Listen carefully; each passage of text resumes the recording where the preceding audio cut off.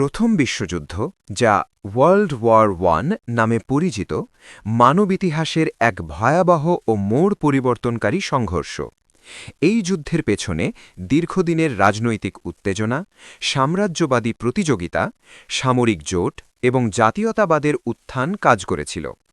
ঊনবিংশ শতাব্দীর শেষ ভাগ এবং বিংশ শতাব্দীর শুরুতে ইউরোপের বড় শক্তিগুলো যেমন ব্রিটেন, ফ্রান্স, জার্মানি, অস্ট্রিয়া-হাঙ্গেরি এবং রাশিয়া নিজেদের ক্ষমতা বৃদ্ধি ও প্রভাব বিস্তারে প্রতিযোগিতায় লিপ্ত ছিল।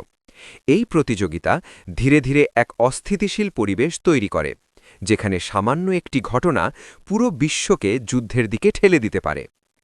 এই উত্তেজনাপূর্ণ পরিস্থিতির মধ্যে ১৯১৪ সালের ২৮ জুন বসনিয়ার সারায়েভো শহরে ঘটে যায় একটি গুরুত্বপূর্ণ ঘটনা।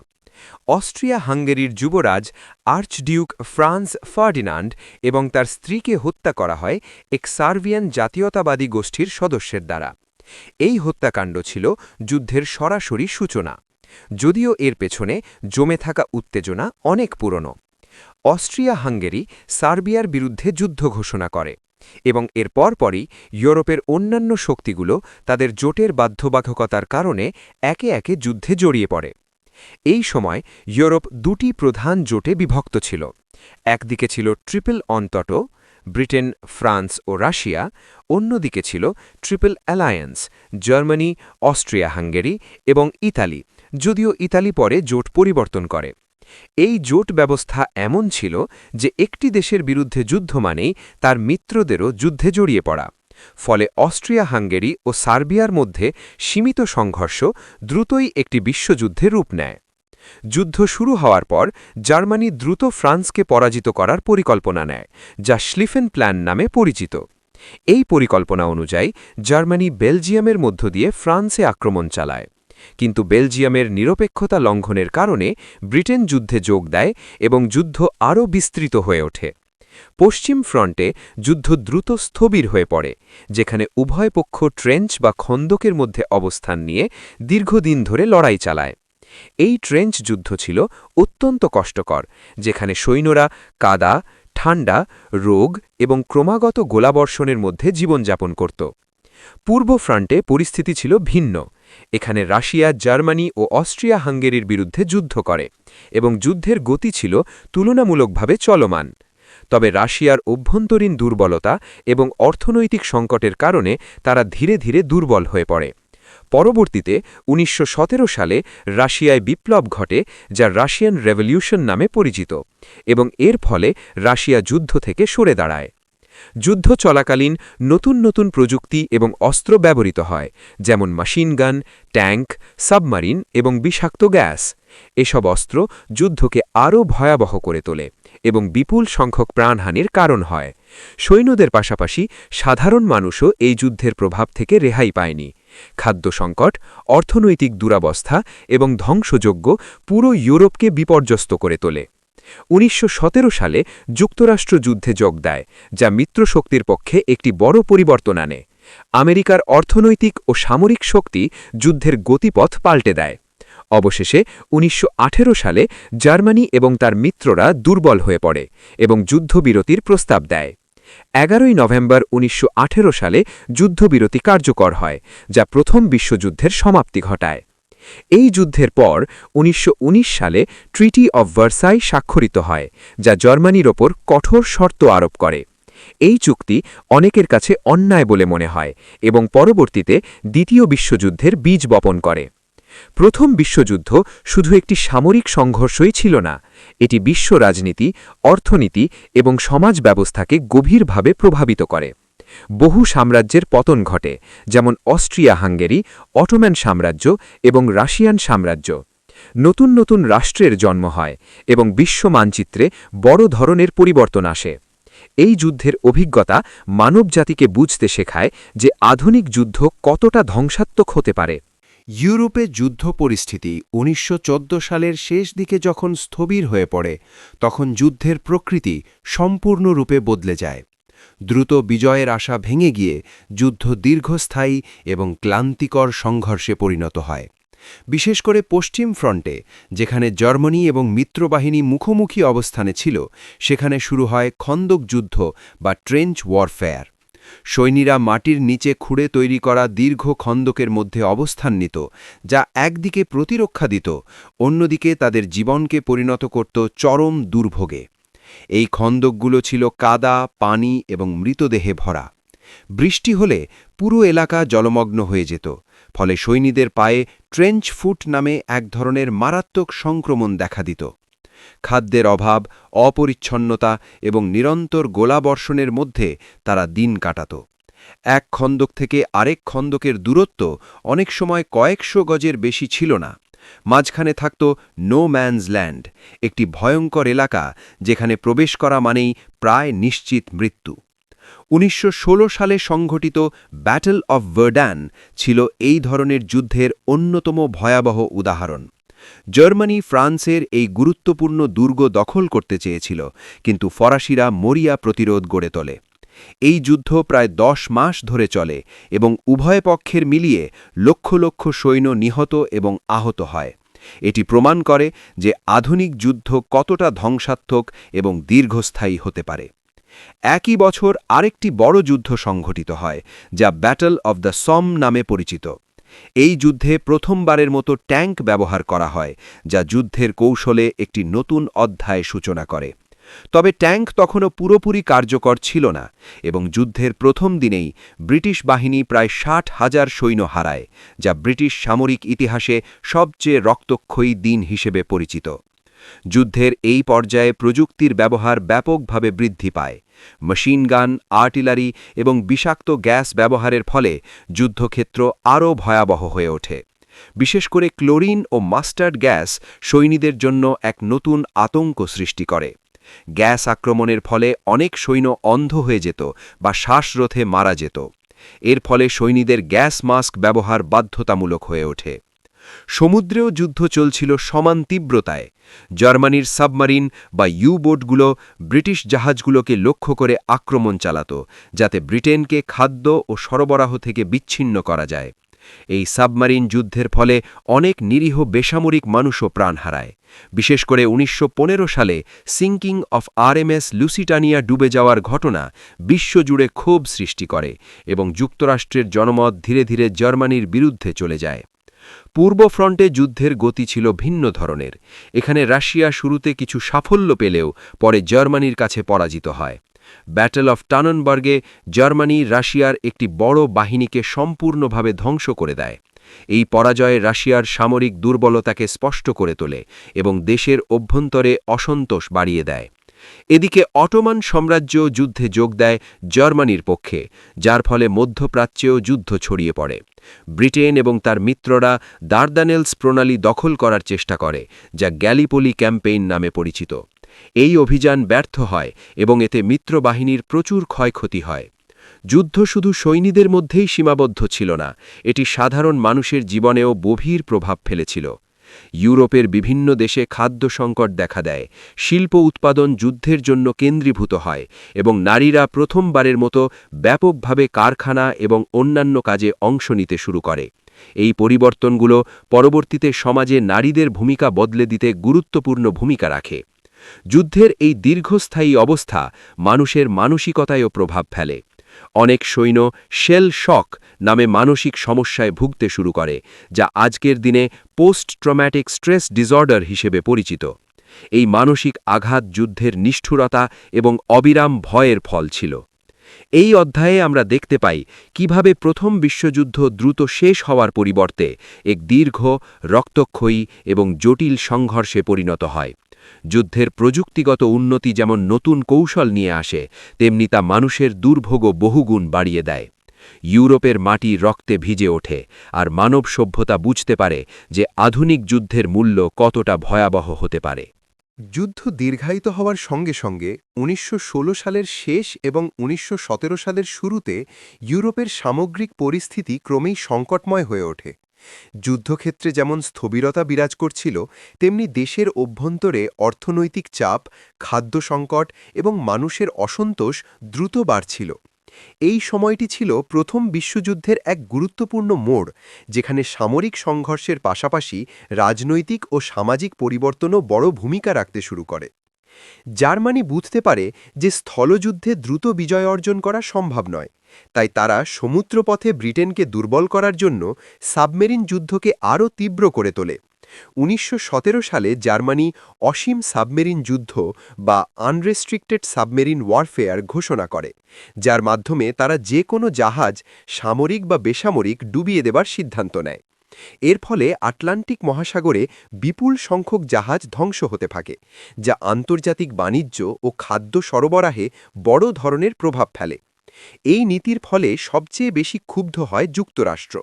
যদিও যুক্তরাষ্ট্র শুরুতে নিরপেক্ষ থাকার চেষ্টা করেছিল, কিন্তু জার্মানির এই আক্রমণ এবং আমেরিকান নাগরিকদের মৃত্যুর কারণে তাদের অবস্থান পরিবর্তিত হয়। একই সময়ে ব্রিটেন একটি গোপন বার্তা প্রকাশ করে, যা জিমারম্যান টেলিগ্রাম নামে পরিচিত। এই বার্তায় জার্মানি মেক্সিকোকে যুক্তরাষ্ট্রের বিরুদ্ধে যুদ্ধে যোগ দেওয়ার প্রস্তাব দেয়। এই ঘটনা আমেরিকান জনমতকে আরও উত্তেজিত করে তোলে। অবশেষে ১৯১৭ সালের এপ্রিলে যুক্তরাষ্ট্র আনুষ্ঠানিকভাবে যুদ্ধে যোগ দেয় মিত্রশক্তির পক্ষে। আমেরিকার প্রবেশ যুদ্ধের গতিপথে এক গুরুত্বপূর্ণ পরিবর্তন আনে। তাদের বিশাল অর্থনৈতিক শক্তি, শিল্প উৎপাদন এবং নতুন সৈন্যবাহিনী মিত্রদের শক্তি অনেক গুণ বাড়িয়ে দেয়।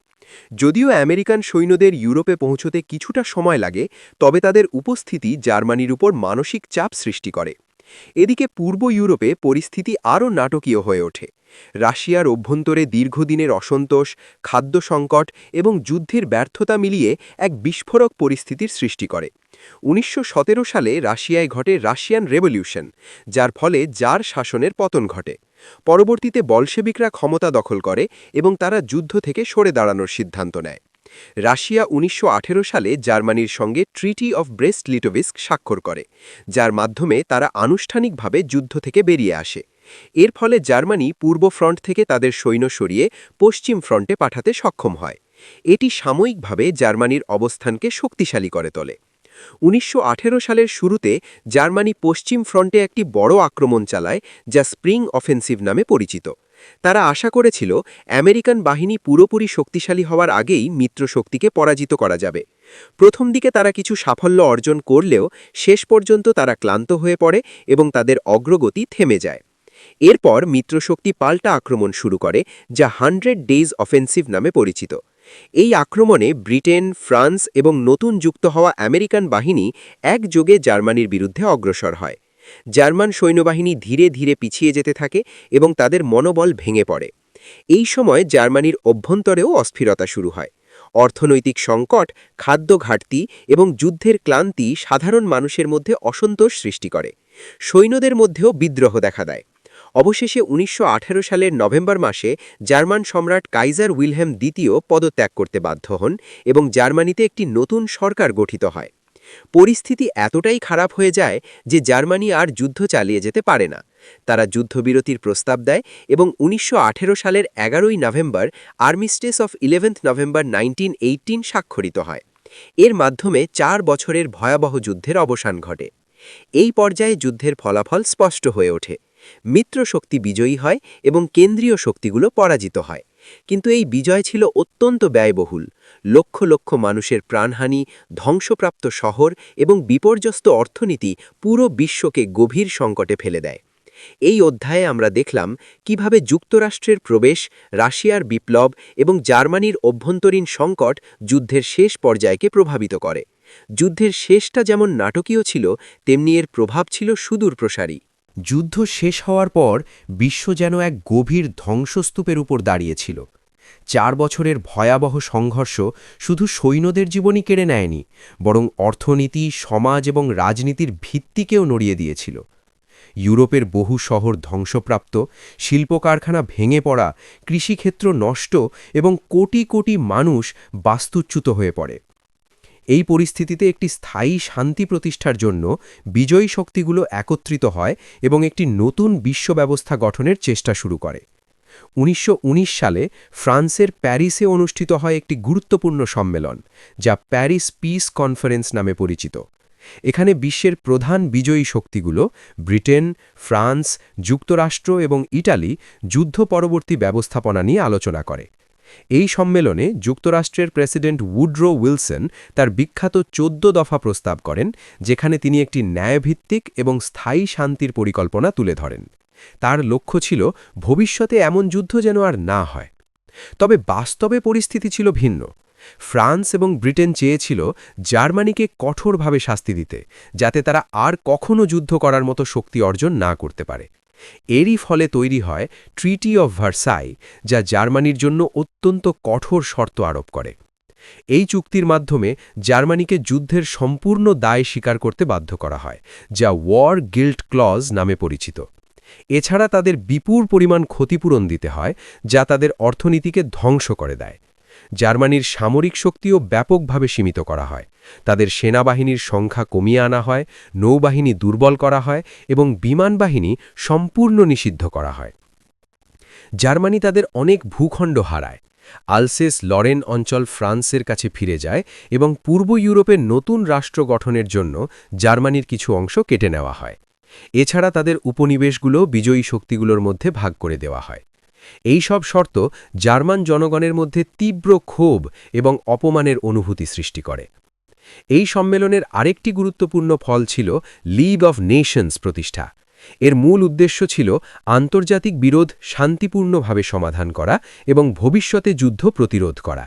যদিও এটি একটি উচ্চাকাঙ্ক্ষী উদ্যোগ ছিল, কিন্তু বাস্তবে এটি ততটা কার্যকর হতে পারেনি, কারণ এর নিজস্ব কোনো শক্তিশালী সামরিক ক্ষমতা ছিল না এবং অনেক বড় দেশ এতে সক্রিয়ভাবে অংশ নেয়নি। যুদ্ধের পর ইউরোপের মানচিত্রেও বড় ধরনের পরিবর্তন আসে। অস্ট্রিয়া হাঙ্গেরি সাম্রাজ্য ভেঙে কয়েকটি নতুন রাষ্ট্র গঠিত হয়, যেমন চেকোস্লোভাকিয়া, যুগোস্লাভিয়া এবং হাঙ্গেরি। একইভাবে অটোম্যান সাম্রাজ্যের পতনের ফলে মধ্যপ্রাচ্যে নতুন নতুন রাষ্ট্র সৃষ্টি হয়, যা পরবর্তীতে নানা রাজনৈতিক সংকটের জন্ম দেয়। রাশিয়ায় বলশেভিকদের ক্ষমতায় আসার পর সেখানে একটি নতুন সমাজতান্ত্রিক রাষ্ট্র গঠিত হয়, যা পরে সোভিয়েত ইউনিয়নে পরিণত হয়। এই পরিবর্তন বিশ্ব রাজনীতিতে একটি নতুন মতাদর্শিক বিভাজন সৃষ্টি করে, যা পরবর্তী সময়ে ঠান্ডা যুদ্ধের ভিত্তি তৈরি করে। অর্থনৈতিক দিক থেকেও যুদ্ধের প্রভাব ছিল গভীর। ইউরোপের অনেক দেশ ঋণে জর্জরিত হয়ে পড়ে এবং যুক্তরাষ্ট্র একটি প্রধান অর্থনৈতিক শক্তি হিসেবে উঠে আসে। যুদ্ধের ব্যয় মেটাতে গিয়ে অনেক দেশ মুদ্রাস্ফীতি এবং বেকারত্বের সমস্যায় পড়ে, যা সামাজিক অস্থিরতা বাড়িয়ে দেয়। এই সমস্ত পরিস্থিতি মিলিয়ে বিশ্বে একটি অস্থির ও অনিশ্চিত পরিবেশ তৈরি হয়। যদিও যুদ্ধ শেষ হয়েছে, কিন্তু এর ফলে যে ক্ষোভ, অসমতা এবং রাজনৈতিক দ্বন্দ্ব তৈরি হয় তা ভবিষ্যতের জন্য একটি বিপজ্জনক ভিত্তি তৈরি করে। বিশেষ করে জার্মানির মধ্যে জন্ম নেওয়া অসন্তোষ পরবর্তীতে এক নতুন নেতৃত্বের উত্থানের পথ তৈরি করে, যা আবারও বিশ্বকে আরেকটি ভয়াবহ যুদ্ধে ঠেলে দেয়। প্রথম বিশ্বযুদ্ধ তাই শুধু একটি যুদ্ধের সমাপ্তি নয়, এটি ছিল একটি নতুন যুগের সূচনা। এই যুদ্ধ বিশ্ব রাজনীতি, সমাজ এবং অর্থনীতিকে এমনভাবে পরিবর্তন করে যার প্রভাব আজও অনুভূত হয়। প্রথম বিশ্বযুদ্ধ শেষ হলেও এর প্রভাব পৃথিবী থেকে কখনোই মুছে যায়নি, বরং এই যুদ্ধই ভবিষ্যতের আরও ভয়াবহ সংঘর্ষের ভিত্তি তৈরি করে দেয়। যুদ্ধ পরবর্তী সময়ে তৈরি হওয়া রাজনৈতিক অস্থিরতা, অর্থনৈতিক সংকট এবং মানুষের মধ্যে জমে থাকা ক্ষোভ ধীরে ধীরে এমন এক পরিস্থিতির জন্ম দেয় যা বিশ্বকে আবারও এক বৃহৎ সংঘর্ষের দিকে ঠেলে দেয়।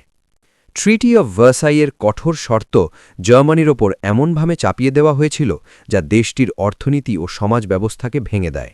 বিপুল ক্ষতিপূরণ, সামরিক শক্তির সীমাবদ্ধতা এবং ভূখণ্ড হারানোর কারণে জার্মান জনগণের মধ্যে তীব্র অসন্তোষ সৃষ্টি হয়।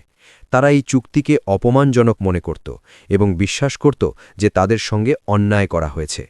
এই ক্ষোভ ধীরে ধীরে এক বিপজ্জনক জাতীয়তাবাদের জন্ম দেয়। এই পরিস্থিতির মধ্যে জার্মানিতে আবির্ভূত হয় এক নতুন নেতা, অ্যাডলফ হিটলার। তিনি এই অসন্তোষকে কাজে লাগিয়ে জনগণের সমর্থন অর্জন করেন এবং প্রতিশ্রুতি দেন যে তিনি জার্মানিকে আবারও শক্তিশালী করে তুলবেন। তার নেতৃত্বে গড়ে ওঠে নাৎসি পার্টি, যা চরম জাতীয়তাবাদ, সামরিকবাদ এবং বর্ণবাদী মতাদর্শ প্রচার করে। অন্যদিকে ইতালিতেও একই ধরনের পরিস্থিতির সৃষ্টি হয়। যুদ্ধ পরবর্তী সময়ে তারা প্রত্যাশিত সুবিধা না পাওয়ায় জনগণের মধ্যে অসন্তোষ বাড়ে। এই সুযোগে ক্ষমতায় আসেন বেনিটো মুসোলিনি, যিনি ফ্যাসিবাদী শাসন প্রতিষ্ঠা করেন। তার লক্ষ্য ছিল ইতালিকে একটি শক্তিশালী সাম্রাজ্যে পরিণত করা। এদিকে জাপানও যুদ্ধ পরবর্তী বিশ্বে নিজেদের প্রভাব বাড়ানোর চেষ্টা করছিল। তারা এশিয়ার বিভিন্ন অঞ্চলে নিজেদের আধিপত্য বিস্তার করতে শুরু করে। এই তিনটি দেশ, জার্মানি, ইতালি এবং জাপান, ক্রমশ একটি আক্রমণাত্মক জোটে পরিণত হয়, যা পরবর্তীতে বিশ্ব রাজনীতিতে বড় ধরনের অস্থিরতা সৃষ্টি করে। যুদ্ধ পরবর্তী প্রতিষ্ঠিত লিগ অফ নেশনসের মূল উদ্দেশ্য ছিল বিশ্বে শান্তি বজায় রাখা, কিন্তু এটি তার লক্ষ্য পূরণে ব্যর্থ হয়। এর প্রধান দুর্বলতা ছিল শক্তিশালী দেশগুলোর অনাগ্রহ এবং কার্যকর ব্যবস্থা নেওয়ার অক্ষমতা। ফলে যখন জার্মানি, ইটালি এবং জাপান বিভিন্ন আগ্রাসী পদক্ষেপ নিতে শুরু করে, তখন এই সংস্থা তাদের থামাতে পারেনি। অর্থনৈতিক ক্ষেত্রেও পরিস্থিতি ছিল ভয়াবহ। ১৯২৯ সালে শুরু হয় গ্রেট ডিপ্রেশন, যা পুরো বিশ্বকে গভীর সংকটে ফেলে দেয়। বেকারত্ব, দারিদ্র্য এবং অর্থনৈতিক পতন মানুষের জীবনে চরম দুর্দশা নিয়ে আসে। এই সংকট চরমপন্থী রাজনৈতিক মতাদর্শকে আরও জনপ্রিয় করে তোলে, কারণ মানুষ দ্রুত পরিবর্তন চাইছিল। এই সময় ইউরোপ এবং বিশ্বের অন্যান্য অঞ্চলে রাজনৈতিক উত্তেজনা দ্রুত বাড়তে থাকে। জার্মানি তাদের সামরিক শক্তি পুনর্গঠন শুরু করে, যা ভার্সাই চুক্তির সরাসরি লঙ্ঘন ছিল। তারা একের পর এক ভূখণ্ড দখল করতে থাকে এবং ইউরোপের অন্যান্য শক্তিগুলো প্রথমে তা থামানোর জন্য যথেষ্ট পদক্ষেপ নেয়নি।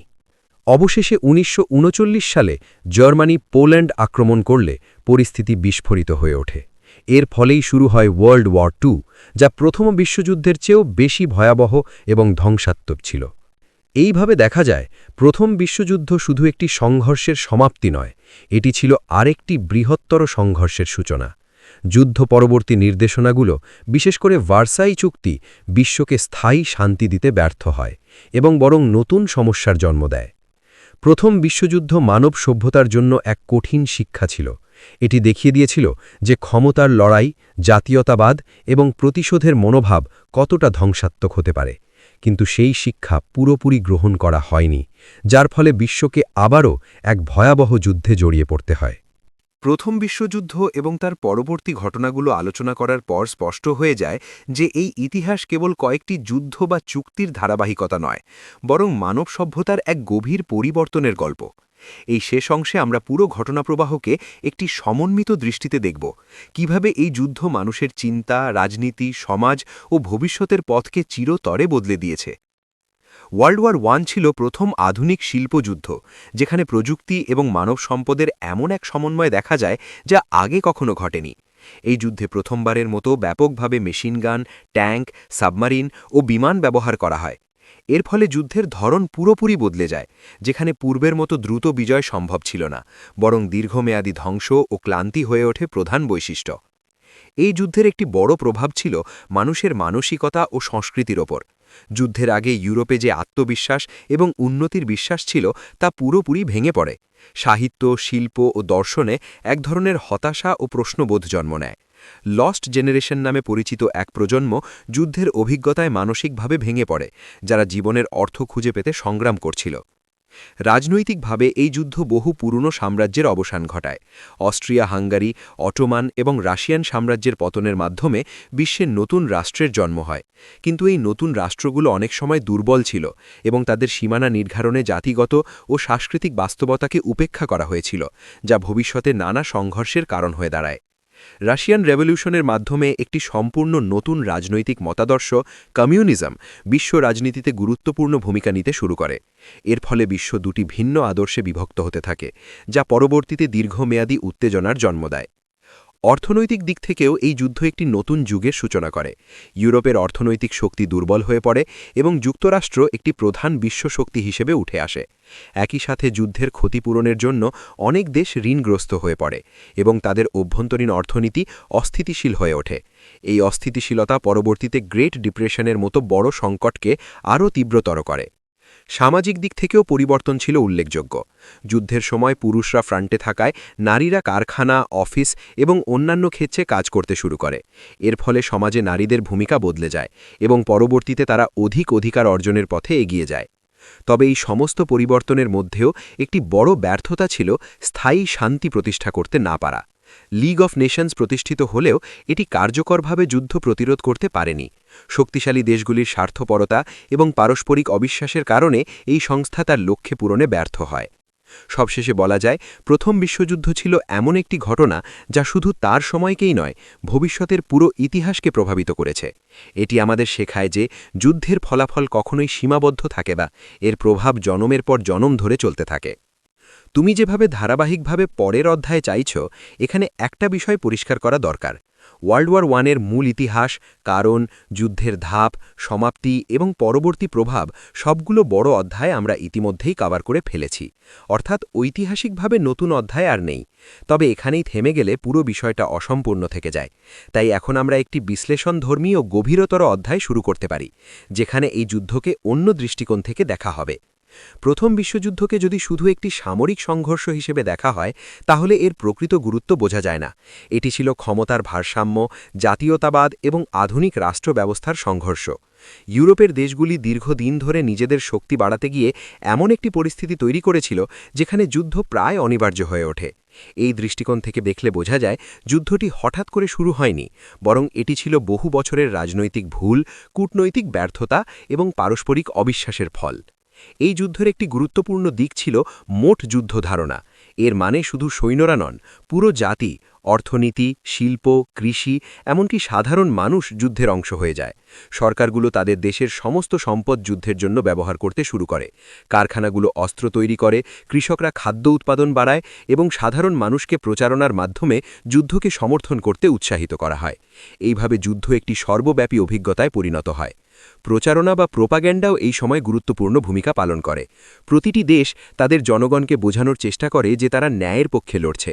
শত্রুপক্ষকে অমানবিক ও নিষ্ঠুর হিসেবে উপস্থাপন করা হয়, যাতে মানুষ যুদ্ধকে সমর্থন করে। এই প্রচারণা মানুষের মনোভাবকে গভীরভাবে প্রভাবিত করে এবং যুদ্ধের প্রতি এক ধরনের আবেগ তৈরি করে, যা অনেক সময় বাস্তবের সঙ্গে মিলত না। আরেকটি গুরুত্বপূর্ণ বিষয় ছিল প্রযুক্তির প্রভাব। যুদ্ধের আগে প্রযুক্তিকে মানব উন্নতির প্রতীক হিসেবে দেখা হতো, কিন্তু এই যুদ্ধ দেখিয়ে দেয় প্রযুক্তি কিভাবে ধ্বংসের হাতিয়ার হয়ে উঠতে পারে। মেশিন গান, বিষাক্ত গ্যাস, ট্যাঙ্ক, সবকিছু মিলিয়ে যুদ্ধের ভয়াবহতা কয়েক গুণ বেড়ে যায়। এই অভিজ্ঞতা মানুষের মধ্যে প্রযুক্তি সম্পর্কে এক ধরনের দ্বিধা সৃষ্টি করে। এটি যেমন উন্নতি আনে, তেমনি ধ্বংসও আনতে পারে। যুদ্ধের পরবর্তী শান্তি চুক্তি, বিশেষ করে ট্রিটি অফ ভার্সাই, একটি বড় শিক্ষা দেয়। শান্তি প্রতিষ্ঠা করতে গেলে শুধু বিজয়ী পক্ষের স্বার্থ দেখলে হয় না। যদি পরাজিত পক্ষকে অত্যাধিক অপমানিত বা দুর্বল করা হয়, তাহলে যা ভবিষ্যতে নতুন সংঘর্ষের জন্ম দেয়। জার্মানির ক্ষেত্রে ঠিক সেটাই ঘটেছিল, যা পরে ওয়ার্ল্ড ওয়ার 2 এর পথ তৈরি করেছিল। এই যুদ্ধ আমাদের আরেকটি গুরুত্বপূর্ণ শিক্ষা দেয়, আন্তর্জাতিক সহযোগিতার গুরুত্ব। যদিও লীগ অফ নেশনস ব্যর্থ হয়েছিল, কিন্তু এটি ভবিষ্যতের জন্য একটি ধারণা তৈরি করে, যা পরে আরও শক্তিশালী আকারে ফিরে আসে, যেমন জাতিসংঘ। এর মানে বিশ্বশান্তি বজায় রাখতে শুধু শক্তি নয়, সহযোগিতা এবং পারস্পরিক বোঝাপড়াও প্রয়োজন। সবশেষে বলা যায়, প্রথম বিশ্বযুদ্ধ ইতিহাসের একটি টার্নিং পয়েন্ট, একটি এমন মুহূর্ত যখন পুরনো বিশ্ব ব্যবস্থা ভেঙে পড়ে এবং নতুন এক অনিশ্চিত যুগের সূচনা হয়। এটি আমাদের শেখায় যে ছোট ছোট রাজনৈতিক সিদ্ধান্ত, জোট এবং উত্তেজনা কিভাবে একসময় বিশাল বিপর্যয়ে রূপ নিতে পারে। ঠিক আছে, এবার আমরা নতুনভাবে ধারাবাহিকতা চালিয়ে যাচ্ছি। এই অধ্যায়ে প্রথম বিশ্বযুদ্ধের গুরুত্বপূর্ণ ব্যক্তিত্বদের জীবন, ভূমিকা এবং প্রভাব বিস্তারিতভাবে তুলে ধরা হবে, যাতে পুরো ইতিহাস আরও গভীরভাবে বোঝা যায়। প্রথম বিশ্বযুদ্ধের ঘটনাপ্রবাহ বোঝার জন্য কিছু নেতৃস্থানীয় ব্যক্তির ভূমিকা অত্যন্ত গুরুত্বপূর্ণ। তাদের সিদ্ধান্ত, দৃষ্টিভঙ্গি এবং নেতৃত্বই যুদ্ধের গতিপথ নির্ধারণ করেছে। এই ব্যক্তিদের মধ্যে অন্যতম ছিলেন জার্মান সম্রাট কাইজার উইলহেম দ্বিতীয়। তিনি ছিলেন অত্যন্ত উচ্চাভিলাষী এবং সামরিক শক্তিতে বিশ্বাসী একজন শাসক। তার আগ্রাসী নীতি এবং জার্মানির শক্তি বাড়ানোর প্রচেষ্টা ইউরোপে উত্তেজনা বাড়িয়ে তোলে। যুদ্ধ শুরু হওয়ার পর তার নেতৃত্বে জার্মানি দ্রুত আক্রমণাত্মক কৌশল গ্রহণ করে, যদিও শেষ পর্যন্ত তাকে ক্ষমতা ছাড়তে বাধ্য হতে হয়। অন্যদিকে ব্রিটেনের নেতৃত্বে ছিলেন ডেভিড লয়েড জর্জ, যিনি যুদ্ধের শেষ পর্যায়ে প্রধানমন্ত্রী হন। তিনি দক্ষতার সঙ্গে দেশের অর্থনীতি এবং যুদ্ধ প্রচেষ্টা পরিচালনা করেন। তার নেতৃত্বে ব্রিটেন শিল্প উৎপাদন বাড়ায় এবং মিত্রশক্তিকে শক্তিশালী করতে গুরুত্বপূর্ণ ভূমিকা রাখে। ফ্রান্সের পক্ষে অন্যতম গুরুত্বপূর্ণ নেতা ছিলেন জর্জ ক্লেমেন্সো। তিনি ছিলেন অত্যন্ত দৃঢ়চেতা এবং জার্মানির বিরুদ্ধে কঠোর অবস্থানের জন্য পরিচিত। যুদ্ধের শেষে শান্তি চুক্তিতে জার্মানির উপর কঠোর শর্ত আরোপে তার বড় ভূমিকা ছিল। যুক্তরাষ্ট্রের প্রেসিডেন্ট উড্রো উইলসন যুদ্ধের শেষ পর্যায়ে গুরুত্বপূর্ণ ভূমিকা পালন করেন। তিনি শুধু সামরিক সহায়তা দেননি, বরং যুদ্ধ পরবর্তী শান্তির জন্য একটি ন্যায়ভিত্তিক পরিকল্পনা প্রস্তাব করেন, যা ১৪ দফা নামে পরিচিত। যদিও তার অনেক প্রস্তাব পুরোপুরি বাস্তবায়িত হয়নি, তবুও তিনি আন্তর্জাতিক রাজনীতিতে একটি নতুন দৃষ্টিভঙ্গি নিয়ে আসেন। রাশিয়ার ক্ষেত্রে ভ্লাদিমির লেনিন ছিলেন একটি গুরুত্বপূর্ণ চরিত্র। তিনি বলশেভিক বিপ্লবের মাধ্যমে ক্ষমতায় এসে রাশিয়াকে যুদ্ধ থেকে বের করে আনেন।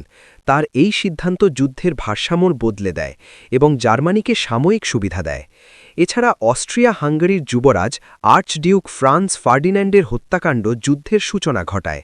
যদিও তিনি যুদ্ধের সময় কোনো ভূমিকা রাখতে পারেননি, তার মৃত্যু ছিল এই বিশাল সংঘর্ষের প্রধান ট্রিগার।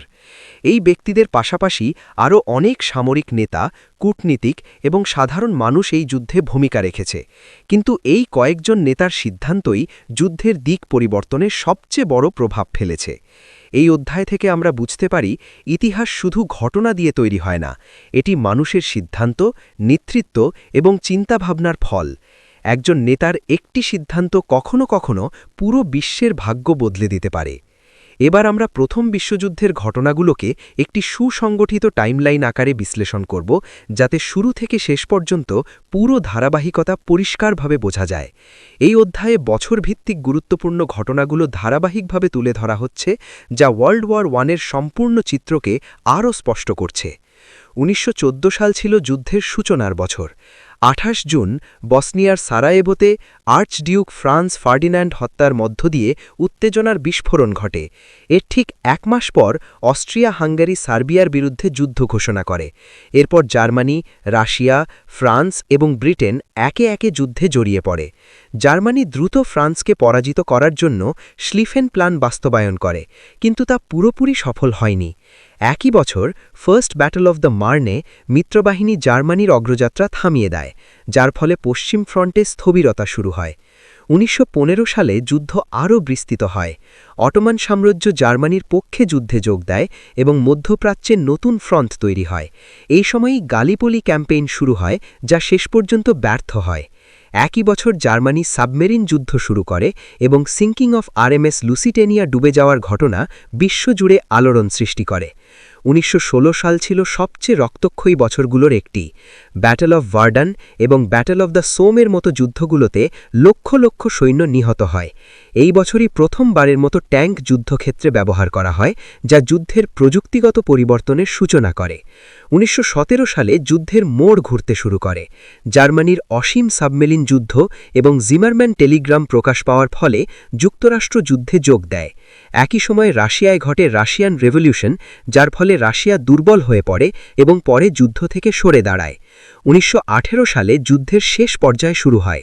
জার্মানি পশ্চিম ফ্রন্টে বড় আক্রমণ চালায়, কিন্তু শেষ পর্যন্ত ব্যর্থ হয়। এরপর মিত্রবাহিনী পাল্টা আক্রমণ শুরু করে এবং জার্মান সেনাবাহিনী পিছু হটতে থাকে। দেশের অভ্যন্তরে অস্থিরতা বাড়তে থাকে এবং সম্রাট কাইজার উইলহেম দ্বিতীয় পদত্যাগ করতে বাধ্য হন। অবশেষে ১১ নভেম্বর আর্মিস্টিস অফ 11 নভেম্বর 1918 স্বাক্ষরিত হয়, যার মাধ্যমে যুদ্ধের সমাপ্তি ঘটে। ১৯১৯ সালে যুদ্ধের আনুষ্ঠানিক সমাপ্তি ঘটে ট্রিটি অফ ভার্সাইয়ের সাহায্যে। এই চুক্তি বিশ্ব রাজনীতিতে নতুন উত্তেজনার সৃষ্টি করে এবং ভবিষ্যৎ সংঘর্ষের ভিত্তি তৈরি করে। এই টাইমলাইন থেকে আমরা বুঝতে পারি, প্রথম বিশ্বযুদ্ধ ছিল একটি ধারাবাহিক ও জটিল প্রক্রিয়া, যেখানে প্রতিটি বছর নতুন মোড় নিয়ে আসে। একটি ছোট্ট ঘটনার মাধ্যমে শুরু হয়ে এটি ধীরে ধীরে একটি বৈশ্বিক বিপর্যয়ে পরিণত হয় এবং শেষ পর্যন্ত পুরো বিশ্বের মানচিত্র ও ভবিষ্যৎ বদলে দেয়। প্রথম বিশ্বযুদ্ধ শেষ হওয়ার পর বিশ্ব একদমই স্বাভাবিক হয়ে যায়নি, বরং ধীরে ধীরে বহু সংকট ও পরিবর্তনের মধ্য দিয়ে একটি নতুন ভারসাম্যে পৌঁছায়। এই অধ্যায়ে আমরা দেখব কিভাবে যুদ্ধের ধ্বংসাস্তূপ থেকে বিশ্ব ধীরে ধীরে পুনর্গঠিত হয় এবং আবার একটি কার্যকর আন্তর্জাতিক ব্যবস্থায় ফিরে আসার চেষ্টা করে। ওয়ার্ল্ড ওয়ার ওয়ানের পর ইউরোপের অবস্থা ছিল ভয়াবহ। শহর ধ্বংস, অর্থনীতি ভেঙে পড়া, কোটি মানুষ নিহত। এই পরিস্থিতিতে প্রথম কাজ ছিল পুনর্গঠন। বিভিন্ন দেশ নিজেদের শিল্প, কৃষি এবং অবকাঠামো পুনরুদ্ধারে মনোযোগ দেয়। যুদ্ধের সময় যে কারখানাগুলো অস্ত্র তৈরি করত সেগুলো আবার সাধারণ পণ্য উৎপাদনে ফিরে আসে। এতে ধীরে ধীরে অর্থনীতি সচল হইতে শুরু করে। তবে এই পুনর্গঠন সহজ ছিল না। বিশেষ করে জার্মানি ট্রিটি অফ ভার্সাইয়ের কঠোর শর্তের কারণে গভীর অর্থনৈতিক সংকটে পড়ে। অতিরিক্ত ক্ষতিপূরণ দিতে গিয়ে তাদের মুদ্রার মান ধসে যায় এবং ১৯২০ দশকে জার্মানিতে মারাত্মক মুদ্রাস্ফীতি দেখা যায়। মানুষ একসময় রুটির দাম মেটাতেই ট্রাক ভর্তি টাকা নিয়ে যেতে বাধ্য হতো। এই সংকট শুধু জার্মানিতে নয়, ইউরোপের অনেক দেশেই অর্থনৈতিক অস্থিরতা সৃষ্টি করে। এই পরিস্থিতি সামাল দিতে আন্তর্জাতিক সহযোগিতার প্রয়োজন হয়। যুক্তরাষ্ট্রসহ বিভিন্ন দেশ ঋণ ও অর্থনৈতিক সহায়তা দেয়, যার মধ্যে ডজ পরিকল্পনা উল্লেখযোগ্য।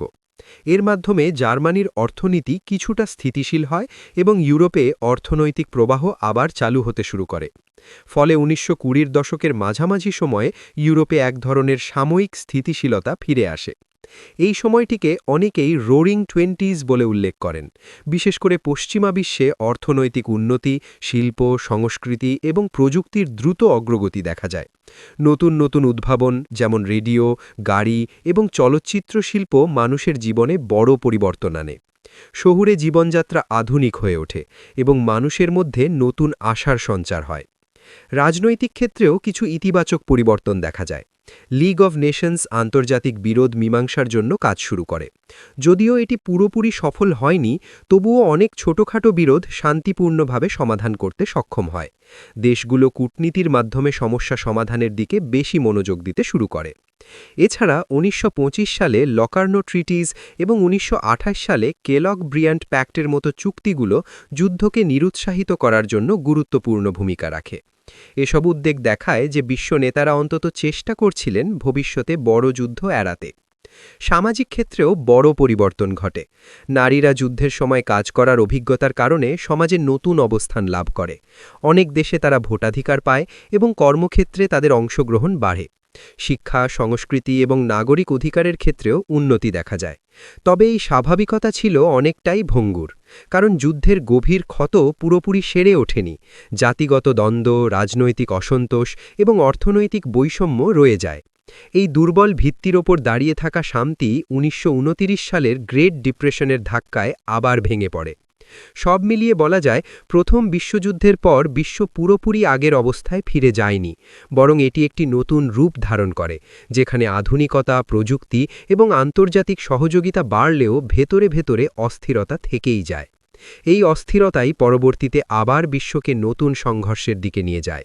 এই পর্যায়ে এসে প্রথম বিশ্বযুদ্ধের পর বিশ্ব কিভাবে স্বাভাবিক হল, এই প্রশ্নের আরেকটা গভীর দিক দেখা দরকার। শান্তি টিকে ছিল কেন এবং কেন সেই শান্তি আবার ভেঙে গেল? কারণ ইতিহাসে স্বাভাবিকতা কখনো স্থায়ী হয় না, এটা একটা সাময়িক ভারসাম্য মাত্র। ওয়ার্ল্ড ওয়ার ওয়ানের পর ইউরোপে যে শান্তি প্রতিষ্ঠার চেষ্টা করা হয়েছিল তা মূলত তিনটি জিনিসের উপর দাঁড়িয়েছিল। প্রথমে রাজনৈতিক চুক্তি, অর্থনৈতিক পুনর্গঠন এবং আন্তর্জাতিক সহযোগিতা। কিন্তু এই তিনটি ভিত্তিই ছিল দুর্বল এবং অসম। প্রথমে রাজনৈতিক দিক দেখি। ট্রিটি অফ ভার্সাই জার্মানিকে শান্তির পরিবর্তে শাস্তির কাঠামোতে আটকে ফেলে। এতে সাময়িকভাবে যুদ্ধ থেমেছিল, কিন্তু জার্মান জনগণের মধ্যে ক্ষোভ জমতে থাকে। এই ক্ষোভ ছিল ভবিষ্যতের বড় অস্থিরতার বীজ। অন্যদিকে ইউরোপের নতুন মানচিত্র, যেখানে বহু নতুন দেশ তৈরি হয়েছিল, সেখানে সীমান্ত নিয়ে বিরোধ শুরু থেকেই ছিল। দ্বিতীয়ত, অর্থনৈতিক দিক। যুদ্ধের পর ইউরোপ ধীরে ধীরে পুনর্গঠিত হলেও ১৯২৯ সালে ঘটে গ্রেট ডিপ্রেশন। এই সংকটে পুরো বিশ্ব অর্থনীতি ভেঙে পড়ে। বেকারত্ব, দারিদ্র্য এবং ব্যাংক ধস মানুষের জীবনে বিশাল অনিশ্চয়তা তৈরি করে। এই অর্থনৈতিক দুর্বলতা চরমপন্থী রাজনীতিকে আবার শক্তিশালী করে তোলে। এই সংকটের সুযোগে জার্মানিতে উগ্র জাতীয়তাবাদের উদ্ভব ঘটে। মানুষ বিশ্বাস করতে শুরু করে যে শক্তিশালী নেতৃত্ব ছাড়া দেশ বাঁচানো সম্ভব নয়। এই পরিবেশেই নাৎসি মতাদর্শ দ্রুত জনপ্রিয় হয়ে ওঠে এবং রাজনৈতিক স্থিতিশীলতা নষ্ট হয়। তৃতীয়ত, আন্তর্জাতিক সহযোগিতা। যুদ্ধের পর প্রতিষ্ঠিত লিগ অব নেশনস ছিল শান্তি রক্ষার প্রধান প্রতিষ্ঠান, কিন্তু এটি কার্যকর ছিল না। কারণ বড় শক্তিগুলো সবসময় একসঙ্গে কাজ করেনি। যুক্তরাষ্ট্র, যা সবচেয়ে শক্তিশালী অর্থনৈতিক দেশ ছিল, সেটিও এতে পুরোপুরি অংশ নেয়নি। ফলে এই সংস্থা বাস্তবে শক্তিশালী সিদ্ধান্ত নিতে ব্যর্থ হয়। ১৯৩০-এর দশকে পরিস্থিতি দ্রুত খারাপ হতে শুরু করে। জার্মানি ভার্সাই চুক্তির শর্ত অমান্য করে পুনরায় অস্ত্র তৈরি শুরু করে। ইতালি এবং জাপানও আক্রমণাত্মক নীতি গ্রহণ করে। ইউরোপে ধীরে ধীরে ভয়ের পরিবেশ তৈরি হয়। শান্তি তখন আর বিশ্বাসযোগ্য ছিল না, বরং সবাই নতুন যুদ্ধের আশঙ্কা করতে শুরু করে। এই সময়ে দেখা যায় যে বিশ্ব স্বাভাবিক হয়েছিল ঠিকই, কিন্তু সেই স্বাভাবিকতা ছিল ভঙ্গুর। এটি ছিল এমন একটি শান্তি যার নিচে জমেছিল অসন্তোষ, দারিদ্র্য এবং প্রতিশোধের মনোভাব। ইতিহাস দেখায় এই ধরনের শান্তি দীর্ঘস্থায়ী হতে পারে না। অবশেষে এই দুর্বল কাঠামো ভেঙে পড়ে ১৯৩৯ সালে, যখন আবার শুরু হয় ওয়ার্ল্ড ওয়ার টু। অর্থাৎ প্রথম বিশ্বযুদ্ধের পর যে স্বাভাবিকতা ফিরে এসেছিল তা আসলে পরবর্তী বড় যুদ্ধের প্রস্তুতির সময়কাল ছিল। এই অধ্যায় থেকে মূল শিক্ষা হল, শুধু যুদ্ধ বন্ধ করলেই শান্তি আসে না। সত্যিকারের শান্তি তখনই সম্ভব যখন রাজনৈতিক ন্যায়বিচার, অর্থনৈতিক স্থিতিশীলতা এবং আন্তর্জাতিক সহযোগিতা একসঙ্গে কাজ করে। এখানে আরেকটি গুরুত্বপূর্ণ দিক আছে। প্রথম বিশ্বযুদ্ধের পর বিশ্ব শান্ত হওয়ার যে প্রক্রিয়া শুরু হয়েছিল, সেটি কিভাবে ধীরে ধীরে আবার ভেঙে পড়ে এবং দ্বিতীয় বিশ্বযুদ্ধের দিকে বিশ্বকে ঠেলে দেয়, এটি ইতিহাসের সবচেয়ে গুরুত্বপূর্ণ সংযোগ অধ্যায়গুলোর একটি। ওয়ার্ল্ড ওয়ার ওয়ান শেষ হওয়ার পর ইউরোপে যে নতুন রাজনৈতিক ব্যবস্থা গড়ে উঠেছিল তা ছিল খুবই অস্থির। ট্রিটি অফ ভার্সাই জার্মানিকে এমন শর্তে বেঁধে দিয়েছিল যা তারা দীর্ঘ সময় ধরে মেনে নিতে পারেনি। যুদ্ধের দায় চাপানো, অর্থনৈতিক ক্ষতিপূরণ এবং সামরিক সীমাবদ্ধতা, এই তিনটি বিষয়ে জার্মান সমাজে গভীর অপমান ও ক্ষোভ সৃষ্টি করে। এই ক্ষোভকে কাজে লাগিয়ে জার্মানিতে উগ্র জাতীয়তাবাদের উত্থান ঘটে। জনগণ এমন এক নেতৃত্ব চায় যে তাদের হারানো সম্মান ফিরিয়ে দেবে। এই পরিস্থিতিতে অ্যাডলফ হিটলার রাজনৈতিকভাবে শক্তিশালী হয়ে ওঠেন এবং নাৎসি শাসন প্রতিষ্ঠা করেন। তিনি প্রতিশ্রুতি দেন যে জার্মানি আবার ইউরোপের সবচেয়ে শক্তিশালী দেশ হবে। একই সময় ইতালি এবং জাপানেও আগ্রাসী শাসন ব্যবস্থা গড়ে ওঠে। বেনিতো মুসোলিনি ইতালিতে ফ্যাসিবাদ প্রতিষ্ঠা করেন এবং জাপান এশিয়ায় সাম্রাজ্য বিস্তার শুরু করে। এই তিনটি শক্তি ধীরে ধীরে বিশ্বে নতুন উত্তেজনার কেন্দ্র হয়ে ওঠে। অন্যদিকে লিগ অফ নেশনস বিশ্বে শান্তি বজায় রাখতে ব্যর্থ হয়। বড় শক্তিগুলো একে গুরুত্ব দেয়নি এবং এটি কোনো কার্যকর সামরিক বা অর্থনৈতিক ক্ষমতা রাখত না। ফলে যখন জার্মানি এবং অন্যান্য দেশ আগ্রাসন শুরু করে, তখন এই সংস্থা কিছুই করতে পারেনি। ১৯৩০-এর দশকে গ্রেট ডিপ্রেশন পুরো বিশ্ব অর্থনীতিকে ধ্বংস করে দেয়। বেকারত্ব, দারিদ্র্য এবং রাজনৈতিক অস্থিরতা মানুষের মধ্যে চরম হতাশা তৈরি করে। এই পরিস্থিতিতে মানুষ গণতান্ত্রিক ব্যবস্থার উপর আস্থা হারাতে শুরু করে এবং শক্তিশালী শাসনের দিকে ঝুঁকে পড়ে। জার্মানি ধীরে ধীরে ভার্সাই চুক্তির শর্ত অমান্য করতে শুরু করে। সেনাবাহিনী বাড়ানো, অস্ত্র উৎপাদন বৃদ্ধি এবং প্রতিবেশী দেশ দখল করা শুরু হয়। ইউরোপের বড় শক্তিগুলো প্রথমে এসবকে উপেক্ষা করে এপিজমেন্ট পলিসি অনুসরণ করে, অর্থাৎ যুদ্ধ এড়ানোর জন্য জার্মানিকে কিছুটা ছাড় দেয়, কিন্তু এই নীতি শেষ পর্যন্ত ব্যর্থ হয়। ১৯৩৯ সালে জার্মানি পোল্যান্ড আক্রমণ করলে ইউরোপ আর চুপ থাকতে পারেনি। ব্রিটেন এবং ফ্রান্স যুদ্ধ ঘোষণা করে এবং শুরু হয় ওয়ার্ল্ড ওয়ার টু, অর্থাৎ প্রথম বিশ্বযুদ্ধ শেষ হওয়ার পর যে অস্থায়ী শান্তি তৈরি হয়েছিল তা সম্পূর্ণভাবে ভেঙে যায়। এই অধ্যায় থেকে মূল শিক্ষা হল, প্রথম বিশ্বযুদ্ধ শেষ হলেও তার সমস্যাগুলো সমাধান না করে শুধু চাপা দেওয়া হয়েছিল। সেই চাপা ক্ষোভ, অর্থনৈতিক সংকট এবং রাজনৈতিক ভুল সিদ্ধান্ত একত্রে দ্বিতীয় বিশ্বযুদ্ধের পথ তৈরি করে। ইতিহাস আমাদের শেখায়, একটা যুদ্ধ শেষ হওয়া মানে শান্তি নয়। যদি তার মূল কারণগুলো সমাধান না করা হয়, তাহলে সেই যুদ্ধ আবার নতুন রূপে ফিরে আসে। এখানে আরেকটা গুরুত্বপূর্ণ শেষ অধ্যায় ধরা যায়। প্রথম বিশ্বযুদ্ধের দীর্ঘমেয়াদী প্রভাব কিভাবে আজকের আধুনিক বিশ্বকে গঠন করেছে। কারণ ওয়ার্ল্ড ওয়ার ওয়ান শুধু অতীতের ঘটনা নয়, এর প্রভাব এখনও রাজনীতি, অর্থনীতি এবং আন্তর্জাতিক সম্পর্কের ভিত গড়ে আছে। যুদ্ধের পর বিশ্ব বুঝতে পারে যে পুরনো সাম্রাজ্যভিত্তিক ব্যবস্থা আর টেকসই নয়। তাই ধীরে ধীরে উপনিবেশগুলো স্বাধীনতার দিকে এগোতে শুরু করে। ব্রিটিশ, ফরাসি এবং অন্যান্য ইউরোপীয় সাম্রাজ্যগুলো দুর্বল হতে থাকে। এই প্রক্রিয়াই পরবর্তীতে এশিয়া এবং আফ্রিকায় স্বাধীনতা আন্দোলনের পথ খুলে দেয়। অর্থনৈতিকভাবে যুদ্ধ বিশ্বকে একটি নতুন শক্তি বিন্যাসে নিয়ে আসে। ইউরোপ ধীরে ধীরে দুর্বল হয় আর যুক্তরাষ্ট্র একটি প্রধান অর্থনৈতিক শক্তি হিসাবে উঠে আসে। ব্যাংকিং, শিল্প এবং প্রযুক্তিতে তারা দ্রুত এগিয়ে যায়। এই পরিবর্তনই পরবর্তীতে বিশ্ব অর্থনীতির কেন্দ্র ইউরোপ থেকে আমেরিকায় সরিয়ে নিয়ে যায়।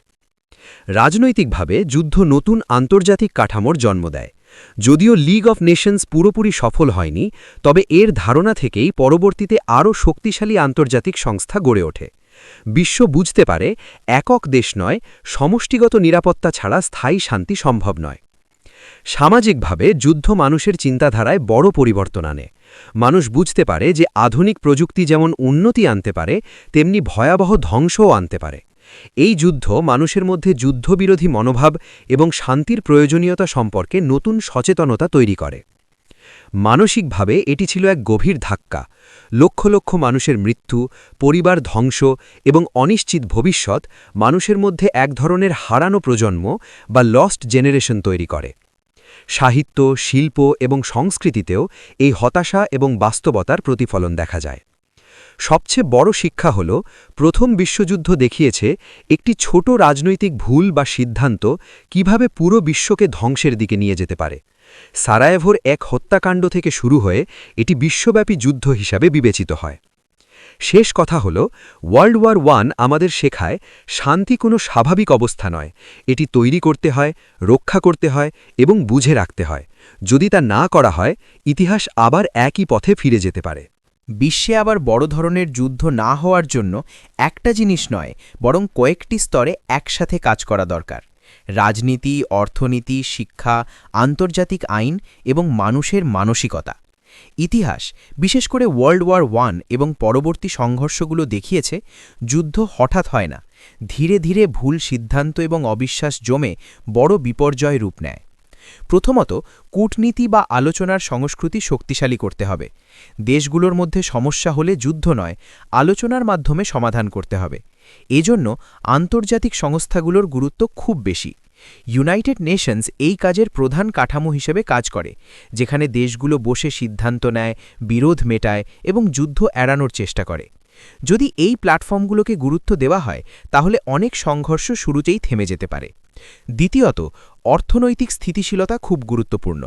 ইতিহাসে দেখা গেছে দারিদ্র্য, বেকারত্ব এবং অর্থনৈতিক সংকট, যেমন গ্রেট ডিপ্রেশন, মানুষের মধ্যে অসন্তোষ বাড়িয়ে চরমপন্থী চিন্তাকে শক্তিশালী করে। তাই দেশগুলোর উচিত ন্যায্য অর্থনীতি, কর্মসংস্থান এবং উন্নয়নের সুযোগ তৈরি করা, যাতে মানুষ হতাশ না হয়ে যায়। তৃতীয়ত, শিক্ষা এবং সচেতনতা সবচেয়ে বড় ভূমিকা রাখে। মানুষ যদি ইতিহাস থেকে না শেখে, তাহলে একই ভুল আবার করে। স্কুল কলেজে শুধু যুদ্ধের গল্প না, বরং শান্তির গুরুত্ব, সহনশীলতা, মানবাধিকার এবং বৈশ্বিক সহযোগিতার শিক্ষা দিতে হবে। শিক্ষিত সমাজ সাধারণত বেশি যুক্তিবাদী হয় এবং সহজে সহিংসতার পথে যায় না। চতুর্থত, জাতিগত, ধর্মীয় এবং রাজনৈতিক সহনশীলতা তৈরি করা দরকার। অনেক যুদ্ধের পেছনে মূল কারণ ছিল আমরা বনাম তারা চিন্তা। এই বিভাজন কমাতে পারলে সংঘর্ষের সম্ভাবনা অনেক কমে যায়। মানুষকে বুঝতে হবে, জাতি বা ধর্ম ভিন্ন হলেও সবাই একই মানবজাতির অংশ। পঞ্চমত, অস্ত্র নিয়ন্ত্রণ খুব গুরুত্বপূর্ণ। যদি দেশগুলো সীমাহীন অস্ত্র তৈরি করে, তাহলে ভুল বোঝাবুঝিও বড় যুদ্ধের রূপ নিতে পারে। তাই আন্তর্জাতিকভাবে অস্ত্র নিয়ন্ত্রণ চুক্তি এবং স্বচ্ছতা বজায় রাখা দরকার। ষষ্ঠত, সত্য তথ্য ও গণমাধ্যমের ভূমিকা গুরুত্বপূর্ণ। মিথ্যা তথ্য বা প্রোপাগান্ডা মানুষকে সহজে উত্তেজিত করতে পারে। তাই মিডিয়ার দায়িত্ব হল সঠিক ও ভারসাম্যপূর্ণ তথ্য প্রচার করা, বিভ্রান্তি না ছড়ানো। সবশেষে, মানুষের মানসিক পরিবর্তন সবচেয়ে গুরুত্বপূর্ণ। যুদ্ধ ঠেকানো শুধু সরকারের কাজ নয়, এটি প্রতিটি মানুষের দায়িত্ব। সহানুভূতি, ধৈর্য এবং অন্যের দৃষ্টিভঙ্গি বোঝার ক্ষমতা থাকলে সংঘর্ষ অনেক কমে যায়। সহজভাবে বললে, বিশ্বকে ঠিক রাখতে হলে তিনটি জিনিস দরকার: ন্যায় বিচার, সহযোগিতা এবং সচেতনতা। ইতিহাস আমাদের শেখায় যুদ্ধ শুরু করা সহজ, কিন্তু শান্তি বজায় রাখা কঠিন। তাই শান্তি রক্ষা করতে হলে সবাইকে একসাথে কাজ করতে হয়। এখানে আর নতুন যুদ্ধ ইতিহাস নেই, তাই শেষ অধ্যায়টা হবে বাস্তব জীবনের জন্য সবচেয়ে গুরুত্বপূর্ণ অংশ। শান্তি কিভাবে টেকসই করা যায় এবং ভবিষ্যতে যুদ্ধ পুরোপুরি কমানো যায়। ওয়ার্ল্ড ওয়ার ওয়ান আমাদের একটা বড় শিক্ষা দিয়ে গেছে। যুদ্ধ শুরু মাঠে হয় না, যুদ্ধ শুরু হয় মানুষের চিন্তা, রাজনীতি, ভুল সিদ্ধান্ত এবং অবিশ্বাস থেকে। তাই শেষ অধ্যায়টা হল শান্তির স্থায়িত্বের বাস্তব রূপরেখা। প্রথমত, বিশ্বশান্তি টিকিয়ে রাখতে সবচেয়ে গুরুত্বপূর্ণ বিষয় হল বিশ্বাস তৈরি করা। দেশগুলোর মধ্যে যদি অবিশ্বাস বাড়ে তাহলে ছোট সমস্যা বড় সংঘর্ষে পরিণত হয়। এজন্য আন্তর্জাতিক সম্পর্ককে স্বচ্ছ এবং নিয়ম ভিত্তিক রাখতে হয়। আজকের দিনে ইউনাইটেড নেশনস এই কাজটা করে, যেখানে দেশগুলো একে অপরের বিরুদ্ধে যুদ্ধের বদলে আলোচনা করে সমাধান খোঁজে। দ্বিতীয়ত, অর্থনৈতিক সমতা শান্তির জন্য খুব জরুরি। ইতিহাসে দেখা গেছে দারিদ্র্য এবং বেকারত্ব মানুষকে হতাশ করে তোলে, আর সেই হতাশা অনেক সময় সংঘর্ষের জন্ম দেয়। তাই উন্নয়ন শুধু ধনী দেশের জন্য নয়, সব দেশের মানুষের জন্য সমানভাবে নিশ্চিত করতে হবে। তৃতীয়ত, তরুণ প্রজন্মের শিক্ষা সবচেয়ে বড় ভূমিকা রাখে। যদি নতুন প্রজন্মকে সহনশীলতা, মানবতা এবং ইতিহাসের শিক্ষা দেওয়া হয়, তাহলে তারা সহজে ঘৃণার রাজনীতিতে জড়াবে না। যুদ্ধের ইতিহাস, যেমন ওয়ার্ল্ড ওয়ার I, তাদের শেখাতে পারে কিভাবে ভুল সিদ্ধান্ত পুরো পৃথিবী ধ্বংস করতে পারে। চতুর্থত, প্রযুক্তির ব্যবহার দায়িত্বশীল হতে হবে। বিজ্ঞান ও প্রযুক্তি উন্নতি আনে, কিন্তু ভুলভাবে ব্যবহার করলে তা ধ্বংসও ডেকে আনতে পারে। তাই প্রযুক্তি উন্নয়নকে মানব কল্যাণের দিকে রাখতে হবে, ধ্বংসের দিকে নয়। পঞ্চমত, মিডিয়া ও তথ্য ব্যবস্থার ভূমিকা অত্যন্ত গুরুত্বপূর্ণ। ভুল তথ্য বা উস্কানিমূলক প্রচারণা মানুষের মধ্যে ঘৃণা তৈরি করতে পারে।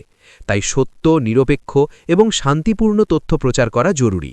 সবশেষে, প্রতিটি মানুষের ব্যক্তিগত দায়িত্ব আছে। শুধু সরকার বা সংস্থা নয়, একজন মানুষও শান্তি প্রতিষ্ঠায় ভূমিকা রাখতে পারে। অন্যের মতকে সম্মান করা, সহিংসতা এড়িয়ে চলা এবং সংলাপকে গুরুত্ব দেওয়া, এই ছোট ছোট কাজই বড় পরিবর্তন আনে। সবশেষে বলা যায়, বিশ্বকে ঠিক রাখা কোনো একদিনের কাজ নয়, এটি একটি চলমান প্রক্রিয়া।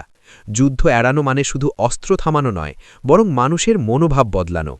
ইতিহাসের শিক্ষা খুব পরিষ্কার, যদি অবিচার, ঘৃণা এবং অবিশ্বাস বাড়ে তাহলে যুদ্ধ আসে, আর যদি ন্যায়, সহযোগিতা এবং সহানুভূতি বাড়ে তাহলে শান্তি টিকে থাকে।